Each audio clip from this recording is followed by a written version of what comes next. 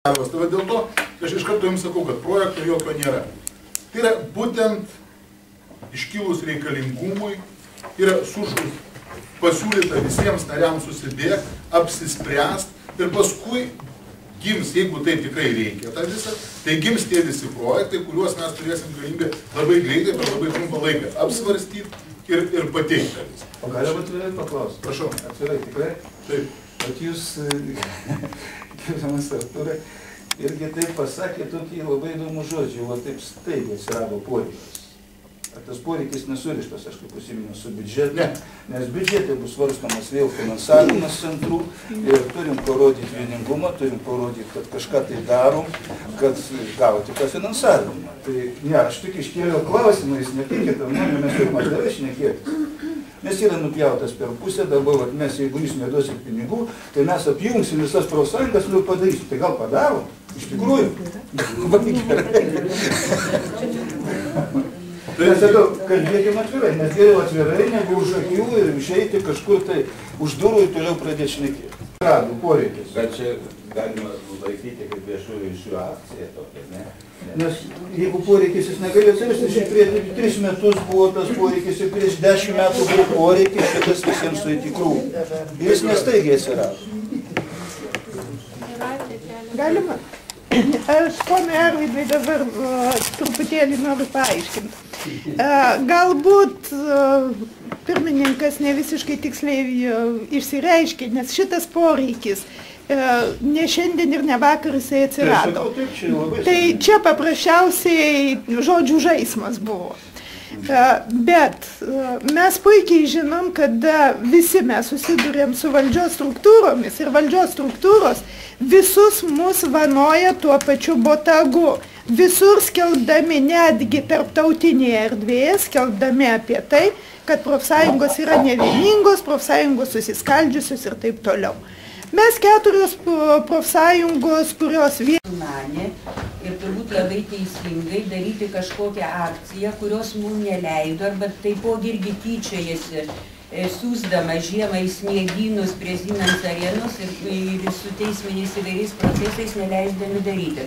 Tai aš suprantu, kadangi lapkritis nebe taip jau ir toli ir tas pats biudžetas vienaip ar kitaip yra jis bus tvirtinamas ir šildymo tie sezonai, kad mes šiandien pirmiausia turėtumėm aptarti, kaipgi mes atstovausim, kaip mes kviesim žmonės protestuoti taip, kaip vyksta visam normaliam pasaulyje. Ir kalbėti, tas mūsų santykių formalizavimas, tai yra ateities ir yra, kaip ne vienadienis dalykas ir tuo pačiu kalbėti apie tai. Tai gal šiandien reikėtų kalbėti ne apie projektus, ne apie pinigus, bet apie tai, kaip mes žmonės atstovausim ir ginsim labai. Kiekvienas mes esam profsąjungos narys ir kiekvienas atstovaujam tam tikrą žmonių grupę. Ar tai yra didesnė, ar mažesnė, ar įtakingesnė, ar ne, čia jau kitas klausimas. Bet tai, kad 3 profsąjunginiai centrai rado bendrą kalbą ir rado bent jau tokį sprendimą šiai dienai, kitokio mes neradom, tai ne juridinis asmo, o koordinacinis centras, tai yra pirmas žingsnis į tai, kad paskui galėtume į tą savo būrį kviesti kitus. Bet kad kviesti, tai reikia vienas dalykas pasitikėti. Kad pasitikėti, tai reikia patikrinti darbus. Tai aš manau, kad lietuviai daugiausia konsoliduojasi tada, kai jau, kaip čia tiksliau pasakys, kai kepurė dega, ne? Ir jeigu mes jau metai laiko mušamės dėl minimalios algos ir tikrai priėjom išvados, kad be didesnio, rimtesnio renginio mums neišeis su vyriausybė šitą būtent vyriausybę šnekėtis, tai dėl to pačiam šitam epizodui, nekalbant apie labai tolimą perspektyvą, bet kad įvertinti kiekvieno, kaip pasakyti, poziciją, ar jie pasiruošę, ar eiti kartu ir atstovauti būtent va šitam. O toliau šnekamės veiklos. Dar sklando šešėlis tų nelaimingų pinigų, dėl kurių mes buvom daug metų kiršinami. Tai ta programa vyriausybės remiama, bet baigėsi gruodžio mėnesį, jokių pinigų niekas neturės. Visi turėjom galimybę rašyti projektus dabar į socialinio fondo agentūrą ir turbūt visi parašėm. Visi esam lygioj pozicijoje. Ir todėl, jau reikėtų pamiršti tą tokį durną pavydo jausmą ir tiesiog visi esam lygus, visi turim vienodas galimybės, neskaičiuokim vienas kito pinigų. Ir jūsų nepaleis, kol jūs neišdaužysit viens kitam fizionomijų ir ką nors Lietuvos dirbančiesiems nepadarysit, kaip popiežių ranką. Nes kitaip aš žinau, nu va dabar susipyksit, įsiskirstysit ir vėl nieko nenutarsit.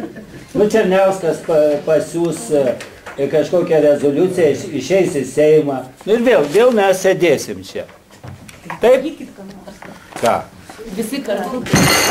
Kaip ir pasakiau, iš tikrųjų užteks dalintis tą patį, ką mes turim, reiškia, su 10% dirbančiųjų profsąjungos ir pradėkim dirbti į priekį. Žiūrėkim į priekį ir dirbkim kartu. Kad reikia pagaliau bendrų veiksmų ir užtenka vienas į kitą kreivai žiūrėti, žiūrėkim bendro tikslo siekiam. Atvirom akim. Aš kaip ir visom, kaip ir sakiau, kad reikia dirbti kartu ir tikrai mes tada bus rezultatas. O taip, jeigu mes pradėsim vienas į kitą, buvo tas, anas ko nebuvo, dar buvo, tai va tik tai tiek. Mes turim dirbti kartu ir nes už mūsų nugarų yra, ne mes čia vieni, už mūsų nugarų yra žmonės. Ir jie reikalauja, ir jie mato. Kurie reikalauja, kad mes jau eitumėm, dabar vestumėm juos į gatves. Lenkiam tik Rumuniją ir Bulgariją pagal MMA ir pagal vidutinį darbo užmokestį. Tai rodo visišką profsąjungų fiasko, jeigu šiandien galvoja kažkas, reiškia, kad ten kažkas geriau gyvena vienas vadovas ar kas blogiau, tai turime, po gero, tada susirūpinti apskritai, ką mes čia visi veikiame. Trečias dalykas, iš tikrųjų ne visai, man tai tiesą sakant, mes norėtume, tikrai esam dėkingi už tokį iniciatyvą, iniciatoriai, sakau, nesvarbu, kas tą lėmė, kad visgi mes susėdom ir šiandien galim šiek tiek pasitarti, bet žinot, aš noriu pasakyti, kad mitingas pats savaime, reiškia, jis nėra siekiamybė. Mes turime labai aiškiai išsiaiškinti, kogi mes tos valdžios ar, reiškia, verslo bendruomenės, labai aiškiai pozicijas identifikuoti ir jų siekti. Nes iki šiol, kaip ir darbo kodeksas, pavyzdžiui, profsąjungiečiai Lietuvoje sako apie tai, kad didžiausias jų pasiekimas darbo kodeksas. Nu ir kas, kad jisai toks yra konservatyvus, bet tiesiai šviesiai ir teisininkai ir verslininkai sako, kad mes jo nesilaikom. Nėra institucijų, kad kontroliuotų.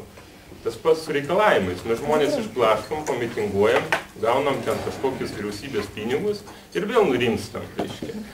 Tai šitoj vietoje aš siūlyčiau visgi neapsiriboti vien MMA 1000 litų, neapsiriboti vien abstrakčiais progresiniais mokesčiais, o būtent mūsų užduotis galėtų būti visų parengti savo nacionalinio susitarimo projektą arba dalį, kuri susijusi su darbuotojų atstovavimu, apskritai su socialiniais dalykais, galbūt ir pasitelkus ekspertus, kurių mes kažkaip vengiam pasitelkti, būtent tie kairieji ar kaip juos pavadinti, reiškia.